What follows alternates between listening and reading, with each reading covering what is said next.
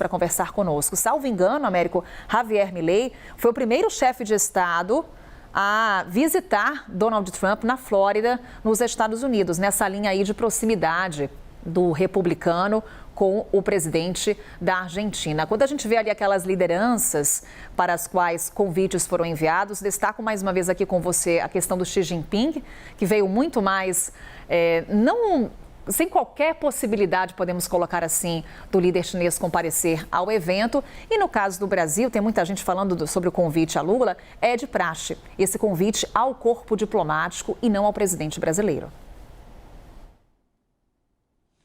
Pois é, Carol, vamos lá, tem muitos pontos aqui para a gente conversar. Em primeiro lugar, você tocou num ponto crucial.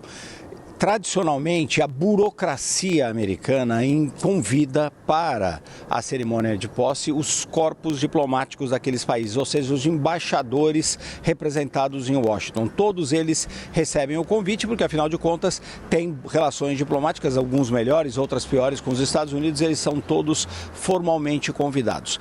Aí, o presidente eleito pode, obviamente, visto que é uma festa em sua homenagem, praticamente, em homenagem à democracia nos Estados Unidos, pode convidar quem ele bem entender. Logo no início, muitos líderes, especialmente aqueles que têm uma proximidade ideológica com o Donald Trump, procuraram o próprio presidente eleito para dar os parabéns, para visitá-lo, como foi o caso do Javier Milei da Argentina. Eles próprios foram entrar em contato com o Donald Trump, até por conta dessa proximidade ideológica. Todos eles, obviamente, com um interesse caseiro, um interesse doméstico, de dizer que eles se fortaleciam com a chegada do Donald Trump à Casa Branca. E o Donald Trump, no seu estilo bastante informal, inclusive, convidou vários deles. Existe até uma certa confusão entre os próprios assessores do Donald Trump, que não tem certeza quem foi oficialmente convidado, quem foi o convidado de palavra, qual é a situação. Isso, inclusive, bate aí na questão do convite ao ex-presidente Jair Bolsonaro, com o STF exigindo um documento formal, sendo que possivelmente esse convite foi feito verbalmente pelo presidente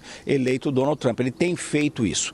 Existe, esse é o primeiro ponto. Segundo ponto, Carol, existe aí uma tendência até um pouco reducionista de dizer que apenas aliados dele, apenas pessoas que são ideologicamente próximas deles, políticos que têm um viés ideológico mais alinhado ao viés dele, foram convidados. Não é exatamente isso. Quando você vê a lista, sim, vários desses líderes têm uma visão muito parecida com o Donald Trump, alguns têm um viés muito autoritário, inclusive, mas o Donald Trump também quer ter uma estratégia nessa posse. Então, por isso ele convidou, por exemplo, o presidente da China, Xi Jinping, que não é um aliado ideológico, longe disso, é o grande rival dos Estados Unidos, mas o Trump quer também ter uma visão estratégica ali de aceitação pelos outros líderes. Ele esteve agora na inauguração, recentemente, no final do ano passado, na reinauguração da Notre Dame em Paris, a convite de um outro desafeto ideológico dele, o presidente Emmanuel Macron. E ele ficou maravilhado com o número de líderes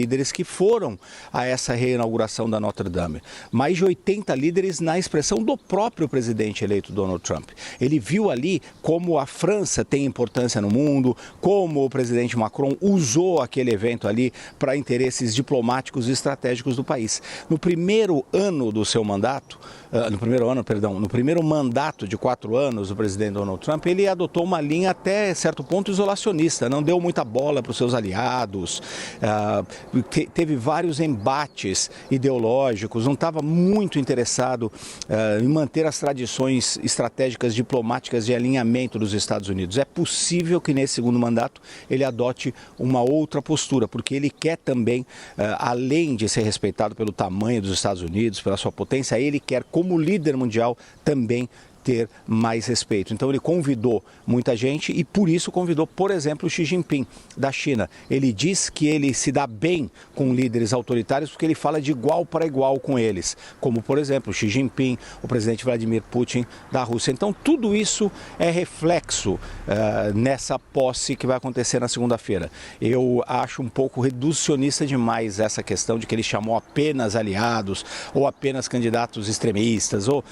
Isso é pode ser parte da equação, mas não conta a história como um todo. O presidente Donald Trump, o presidente eleito, muito provavelmente vai ser mais engajado diplomaticamente no ano que vem. Podemos gostar ou não da forma como ele vai se engajar com os outros países, da posição que ele vai defender, mas ele provavelmente vai tentar mais diálogo, talvez ainda nos seus termos, ele impondo o diálogo, mas vai tentar mais contato com líderes mundiais. Esses convites trazem os acenos de Donald Trump do que a gente pode esperar desse segundo mandato do republicano à frente da Casa Branca. Eu destacava há pouco a presença do Javier Milei. Recentemente também tivemos a Giorgia Meloni, primeira-ministra da Itália, que aparece ali na nossa lista de chefes de Estado convidados para a cerimônia. Donald Trump, que chegou a dizer que ela é uma mulher fantástica. Enfim, é Washington DC que estará movimentada na próxima segunda-feira para essa cerimônia de posse com cobertura completa aqui da CNN Brasil. Obrigada, Américo.